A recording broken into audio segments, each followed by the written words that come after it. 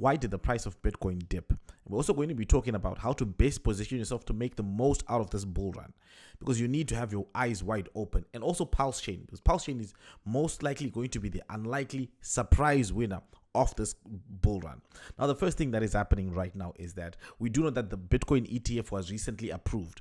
So Grayscale, which had a Grayscale GBTC trust, a Bitcoin trust, converted its trust into a ETF. Now, this trust was I would say, as it were, undervalued, right? It was trading at a discount. So now some of the people who had bought it at a discount might want to sell, since it's been converted to an ETF, and now they can sell at the price of Bitcoin. So they can now take some profits off of that trade. All the people that were in that trade for some time now, or who had bought it before the ETF was approved. So some of those people are now selling to take some profits, right? That's the first reason. The second reason is that, guys, market dynamics. We have pumps and we have dips. Right now, we've seen Bitcoin rally, just go straight up without much pullbacks. So right now, I expect the price to go lower. I expect this dip to be much lower than where it is right now, and I think it's a good thing, because if we look at the numbers, right, let's look at these few things, right. First of all, we've got the Bitcoin halving later on this year, April 2024. That's when the Bitcoin halving is. And what has happened is, historically, the top of the cycle happens 18 months after the Bitcoin halving. That means that we should see a top in 2025, towards the end of 2025. I think around September 2025. If these numbers stay the way that they've always been, we should expect a top in 2025. Now, if we're to get a top in 2025, I have told you before that I don't expect Bitcoin to blast through 100,000. So our top is going to be below 100,000, probably in the 90s. Now, obviously, the candle can wick to the upside and we can get a big candle to above 100. But I expect us to have that range that not many people, in my view, will sell above $100,000. So if those are the gains that we have to have, we've got to understand that they will not come if we still have 18 months to go in the cycle. We cannot expect to just keep gliding to the upside just like that. We can't expect that. We do expect pullbacks. Now, in my view, my best case scenario would be that sometime this year, maybe we touch all-time high or we dance around those areas. But whatever the case might be, we will see a lot of upside and we'll see a lot of pullbacks along the way as well. It's only natural for the market to behave in that way. But the biggest winner, right? The biggest winner in this run, in my view, is going to be PulseChain. Now, the reasons are, there's lots of reasons why I'm saying that. But what we're starting to see is those fundamentals are kind of grinding and strengthening, grinding and strengthening, grinding and strengthening. And recently, there was about $20 million that was bridged over to PulseChain. That is connected to the origin address, right? See, if these funds are to be used to buy up some of the coins that we know the OA likes, some of that Pulse, some of that PulseX, some of that Hex, that could have significant impact on the price. That could have significant fundamentals on the price. Now, one of the things in the PulseChain community is that the bear market really did a number.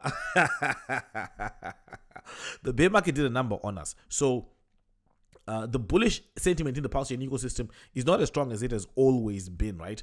It has always been really strong and kind of unmovable, unshakable. That's what it has always been like.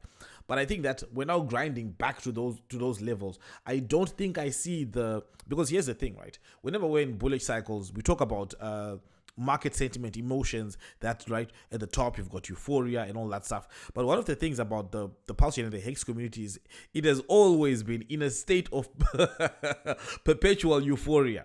And I don't think we're there yet, right? This state of perpetual euphoria was that people every day being happy, like saying, guys, we're going to the moon, we're going to the moon. I don't think we've hit those levels yet of the normal perpetual euphoria. Now, once we hit the top, that euphoria goes from permanent perpetual euphoria to even higher than that. It skyrockets above that. So I think that I would like to see some of that sentiment kind of strengthen again, because right now what we're seeing, that we spoke about Bitcoin price dipping, but in the same market conditions, Bitcoin price is dipping, we still see the price of PulseChain grinding to the upside, grinding to the upside, grinding to the upside. And I just saw that Somi was just dropped a video talking about how BitBoy is going to be covering PulseChain, Hex, and the entire ecosystem. Great news. Give us more exposure to more people who can see what's happening here, and it will be really great for PulseChain and the ecosystem as a whole. Now, I say that because of this, right? These pumps are great, but if you have a whole ecosystem pumping, that's even better, because when you have PulseChain pump and then you have PRC20 tokens pump up, and then when they pump, then you have PulseChain pump, it's it's great. Now, right now, I am excited about the fact that Bitcoin is pulling back. PulseChain is not pulling back. So that is something to be really excited about, because it brings back that nostalgia of Hex. Hex has always done this. Hex has always been the one that just can pump when no one expects it. And another thing is this. When Hex does this, right? Because we're talking about pullbacks, and I love pullbacks because pullbacks give an opportunity for people to get in. But Hex can pump and escape you so that even the pullbacks are untouchable. An example is if Pulse was to pump up to $1, right? Even if it dips to 50 cents or to 10 cents, that pullback is still not as good as just buying when it was pumping. So anyway, guys, those are my thoughts on the market. So now the best way to be positioned in this, right, is you've got to be thinking about buying more coin, buying more coin, buying more coin.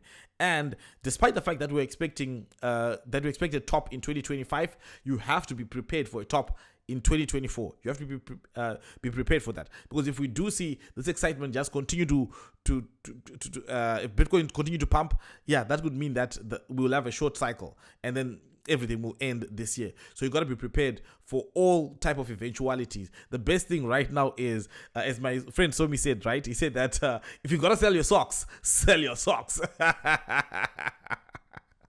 Right? Because I think that this cycle, you don't want to miss it, because you are not promised a next cycle or a next cycle or a next cycle. And what we're starting to see is that what I'm talking about right now is that the gains are diminished, right? I'm talking about Bitcoin 2x being the top from where we are. If we're sitting at 40 something, 42,000, I'm talking about 90,000. That's a little over 2x, right? Ethereum, I don't expect Ethereum to 10x from where we are right now. I don't expect Ethereum to sit at 20,000. No, I don't.